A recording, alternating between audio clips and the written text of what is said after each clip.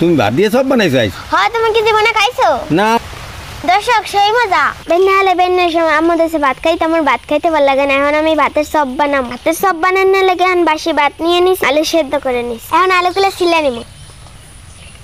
এক্সের গরম ওরে মা। এই যে ছেলা শেষ। এখন আলুগুলো মাইক খেলাম।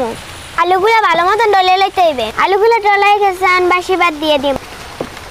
এখন ভাত এবং আলু ডলে লমু। ডলতে কষ্ট কিন্তু খাইতে হেভি মজা। আলু আর ভাত ডলা শেষ। এখন বাকি মশলাগুলো দিয়ে লমু। পেঁয়াজ কুচি, মরিচ, জিরের গুঁড়া, মরিচের গুঁড়া, লবণ। এখন সবগুলো ডলে লমু। ডলতে যে এখন কি কষ্ট হইতেছে কিন্তু খাইতে যে মজা।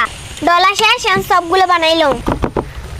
আপনারা কিন্তু বুঝছেন না, আবার আমার হাত ধোয়া না, আমি কিন্তু হ্যান্ড ওয়াশ দিয়ে ধুয়ে আইছি।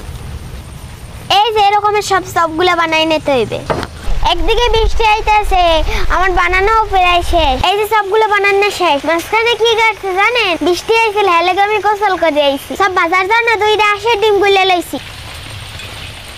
আঁশের ডিমে মাইকে নিতে আসি। এই যে আস্তে আস্তে এখন তেল দিয়ে ভাজলাম। খড়ি কালার হয়ে গেলে উড়াইয়া হলাম।